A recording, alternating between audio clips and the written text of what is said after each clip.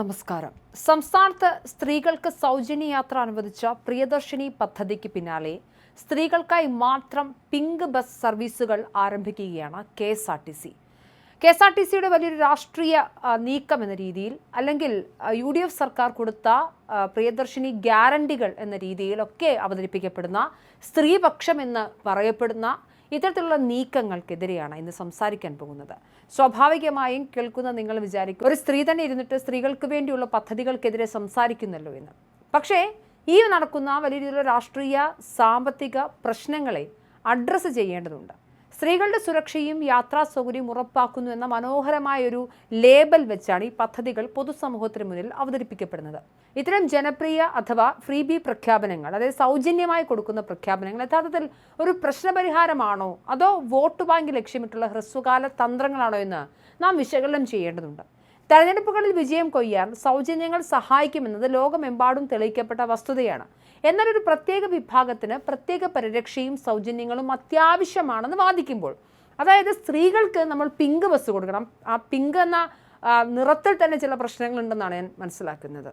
അപ്പോൾ സ്ത്രീകളെ സംരക്ഷിക്കണമെങ്കിൽ അവർക്ക് പിങ്ക് ബസ്സുകൾ നൽകേണ്ടതുണ്ട്. അവർക്ക് സൗജന്യമായി എല്ലാം നൽകിയാൽ മാത്രമേ അവർ ഈ സമൂഹത്തിൽ ഉയർന്നു വരികയുള്ളൂ എന്നൊരു വാദം, അതായത് പ്രത്യേക പരിരക്ഷ, പ്രത്യേക സൗജന്യങ്ങൾ ഇവർക്ക് അത്യാവശ്യമാണെന്ന് വാദിക്കുമ്പോൾ അവർ മറ്റുള്ളവരെക്കാൾ താഴെയാണെന്നോ അല്ലെങ്കിൽ സ്വന്തമായി നിലനിൽക്കാൻ ശേഷിയില്ലാത്തവരാണെന്നോ ഉള്ളൊരു അധീശത്വ മാനസികാവസ്ഥയാണ് ഭരണകൂടം വെച്ചു പുലർത്തുന്നത്.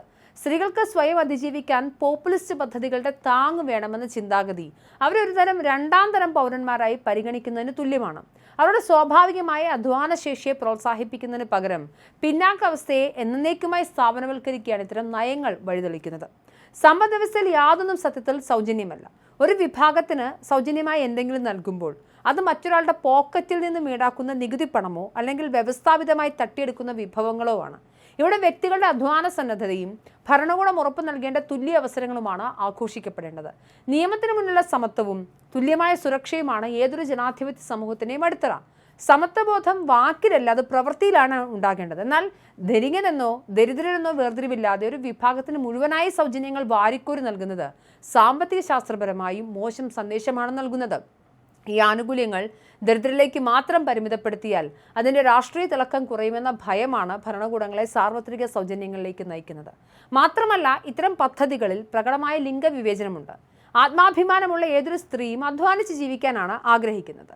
ഇത്തരത്തിലുള്ള താൽക്കാലിക തൊട്ടുതേപ്പുകൾ തങ്ങളെ അവഹേളിക്കുന്ന തുല്യമായിട്ടാണ് ആത്മാഭിമാനമുള്ളവർ കാണുന്നത്. അതായത് ഇന്നലെ വരെ ടിക്കറ്റ് എടുത്ത് യാത്ര ചെയ്യുമായിരുന്ന ഈ നാട്ടിലെ സ്ത്രീകൾ പ്രിയദർശിനി പ്രഖ്യാപനത്തോടുകൂടി അല്ലെങ്കിൽ ആ പദ്ധതി നടപ്പിലാക്കപ്പെടുന്നതോടുകൂടി അവർ പൂർണ്ണമായും അർത്ഥത്തിൽ എന്ത് ചെയ്യുകയാണ്? അവർ സൗജന്യം പറ്റി ജീവിക്കുന്ന ഒരു അവസ്ഥയിലേക്ക് വരികയാണ്. ഈ സൗജന്യം പറ്റി അവർക്ക് ജീവിക്കാൻ പറ്റുന്ന എന്തുകൊണ്ടാണ്? ഈ നാട്ടിലെ എല്ലാവരും നൽകുന്ന നികുതി പണത്തിൽ നിന്നും കെ.എസ്.ആർ.ടി.സിക്ക് വന്നിട്ടുള്ള ഭീമമായ നഷ്ടത്തെ നികത്താൻ സംസ്ഥാന സർക്കാർ അങ്ങോട്ടേക്ക് പണം നൽകിക്കൊണ്ടേയിരിക്കുകയാണ്. ഇതിന് പുറമെയാണ് സ്ത്രീകളെ മാത്രം വേർതിരിച്ചിരുത്തി പിങ്ക് ബസ്സുകൾ ഓടിക്കാനുള്ള തീരുമാനം. സ്ത്രീകളെ ഒരു പ്രത്യേക കൂട്ടിനുള്ളിൽ അടച്ചിട്ട് മാത്രമേ സംരക്ഷിക്കാൻ സാധിക്കുന്നൊരു പിന്നോക്ക ചിന്താഗതിയിലേക്കാണ് ഇത് വിരൽ ചൂണ്ടുന്നത്. സ്ത്രീകൾക്ക് പൊതുവിടങ്ങളിൽ ഭയമില്ലാതെ നടക്കാനും സഞ്ചരിക്കുവാനുമുള്ള അന്തരീക്ഷവും സുരക്ഷയുമാണ് പോലീസും ഈ നാട്ടിലെ നിയമപരിപാലനവും അല്ലെങ്കിൽ ഈ നാട്ടിലെ പോലീസും ലോ ആൻഡ് ഓർഡറും ഈ സമൂഹവും ഒക്കെ ഉറപ്പുവരുത്തേണ്ടത്, ഇവിടുത്തെ ഗവേണൻസ് ഉറപ്പുവരുത്തേണ്ടത്. അതിന് പകരം ബസ്സുകളിൽ പോലും അവരെ മാറ്റി അല്ലെങ്കിൽ അവർക്ക് വേണ്ടി മാത്രമായി ബസ്സുകൾ ഇറക്കുന്നത് എന്തിനാണ്? ഓടുന്ന എല്ലാ ബസ്സുകളിലും സ്ത്രീകൾക്ക് സംരക്ഷണം കൊടുക്കുക എന്ന രീതിയിലേക്ക് വരിക. സ്ത്രീകൾ എന്നാൽ അങ്ങനെ പ്രത്യേകമായി സംരക്ഷിക്കപ്പെടേണ്ട ആളുകളല്ല എന്നും ആണും പെണ്ണും തുല്യരാണെന്നും സ്ത്രീയും പുരുഷനും തമ്മിലുള്ള ബയോളജിക്കൽ വ്യത്യാസങ്ങൾ അവിടെ ഉണ്ട് എങ്കിൽ പോലും സ്ത്രീകളുടെ ബയോളജിക്കൽ വ്യത്യാസങ്ങളെ, ആ ഡിഫറൻസുകളുടെ അടിസ്ഥാനത്തിൽ സ്ത്രീകൾ എന്ന് പറഞ്ഞാൽ പുരുഷന്മാർക്ക് കീഴ്പ്പെട്ട് ജീവിക്കേണ്ടവളല്ല എന്നുള്ള ബോധ്യമാണ് പൊതുസമൂഹത്തിലേക്ക് കൊടുക്കേണ്ടത്. അല്ലാതെ ഇത്തരത്തിൽ സ്ത്രീകളെ പ്രത്യേകമായി സംരക്ഷിക്കുമ്പോഴും സ്ത്രീകൾക്ക് എല്ലാവർക്കും സൗജന്യം കൊടുക്കുമ്പോഴും ലിംഗസമത്വം ഉണ്ടാകില്ല. ഇതിനകം തന്നെ പ്രിയദർശിനി പദ്ധതി മൂലം കോടിക്കണക്കിന് രൂപയുടെ സാമ്പത്തിക നഷ്ടത്തിലാണ് കെ.എസ്.ആർ.ടി.സി മുന്നോട്ട് പോകുന്നത്. ഇത് പൊതുഗതാഗത സംവിധാനത്തിന്റെ നിലനിൽപ്പിനെ തന്നെ ബാധിക്കുകയും അനേകം സ്വകാര്യ ബസ് സർവീസുകൾ പൂട്ടിപ്പോകുന്ന അവസ്ഥ ഉണ്ടാവുകയും ചെയ്തു. പുരുഷന്മാരായ യാത്രക്കാരോട് കാണിക്കുന്ന വിവേചനം കൂടിയാണിത്. സ്ത്രീകൾക്ക് കൂടുതൽ പുറത്തിറങ്ങാൻ സൗജന്യ യാത്രകൾ സഹായിക്കുമെന്നൊരു വാദമാണ് എല്ലാവരും പറയുന്നത്. അതായത് ഇത്രയും ദിവസം പുറത്തിറങ്ങാൻ പറ്റാത്ത സ്ത്രീകൾക്ക് സൗജന്യ യാത്ര നൽകുന്നതോടുകൂടി പുറത്തിറങ്ങാമല്ലോ എന്നാണ് പല ആളുകളും വാദിക്കുന്നത്. സത്യത്തിൽ അത് തെറ്റിദ്ധരിപ്പിക്കുന്നല്ലേ? സ്ത്രീകൾ എന്തുകൊണ്ടാണ് പുറത്തിറങ്ങാതിരുന്നത്? അവർക്ക് പണമില്ലാത്തത് കൊണ്ട് മാത്രമാണോ? അല്ല. അവരെ ഈ സിസ്റ്റത്തിൻ്റെ ഭാഗമായി, പാട്രിയാർക്കൽ വ്യവസ്ഥയുടെ ഭാഗമായി അവരെ പുറത്തിറങ്ങാൻ ഈ സിസ്റ്റം സമ്മതിക്കുന്നില്ല എന്നുള്ളത് കൊണ്ടാണ്. സ്ത്രീകൾ സ്വന്തമായി അധ്വാനിക്കുകയും അവർ വരുമാനം കണ്ടെത്തുകയും ആ പണം സ്വന്തം ഇഷ്ടത്തിന് അനുസരിച്ച് ചിലവാക്കാനും സ്ത്രീകൾക്ക് സാധിക്കുന്ന ഒരു സാമൂഹിക അവസ്ഥയാണ് ഉണ്ടാക്കേണ്ടത്. അല്ലാതെ അങ്ങനെയൊക്കെ ചെയ്യുന്ന സ്ത്രീകളെ കൂടി നിങ്ങൾ ഫ്രീബീസ് മേടിക്കുന്ന ഗതികേടിലേക്ക് കൊണ്ടുവന്ന് തള്ളിയിടുകയാണ് ചെയ്യുന്നത്. ആത്മാഭിമാനവും തുല്യതയും ഉറപ്പു നൽകുന്ന തൊഴിൽ സാമൂഹിക അന്തരീക്ഷമാണ് നിർമ്മിക്കപ്പെടേണ്ടത്. അല്ലാതെ സൗജന്യങ്ങൾ നൽകിയ ഒരു സമൂഹത്തെ എന്നും ആശ്രിതരായി നിർത്തുന്നത് ദീർഘകാല അടിസ്ഥാനത്തിൽ സമ്പദ് വ്യവസ്ഥയ്ക്കും സാമൂഹിക വളർച്ചയ്ക്കും വൻ തിരിച്ചടിയായി മാറും. ഇനി രോഗിയായ, തൊഴിലെടുക്കാൻ സാധിക്കാത്ത, സാമ്പത്തികമായി പിന്നോക്കം നിൽക്കുന്ന ഒരു പുരുഷനും സംരക്ഷണം ആവശ്യമില്ലേ? അവിടെ സ്ത്രീകൾക്ക് മാത്രമല്ല. ഇനിയിപ്പോൾ പ്രിയദർശിനി പോലെയുള്ള പദ്ധതികൾ നടപ്പിലാക്കുന്നു എന്ന് തന്നെ വിചാരിക്കുക. അതിന് എന്തെങ്കിലും ഒരു സാമ്പത്തിക മാനദണ്ഡം കൊണ്ടുവരിക. അല്ലെങ്കിൽ ക്യാൻസർ പേഷ്യൻസിന്, അല്ലെങ്കിൽ തിരുവനന്തപുരത്ത് RCCയിൽ പോകുന്ന ആളുകൾക്ക്, അല്ലെങ്കിൽ എന്തെങ്കിലും തരത്തിലുള്ള പ്രത്യേക രോഗമുള്ള ആളുകൾക്കൊക്കെ നിങ്ങൾക്ക് സൗജന്യം കൊടുക്കാം. അതിൽ ജെൻഡർ പോലും കാണേണ്ടുന്ന ആവശ്യമില്ല.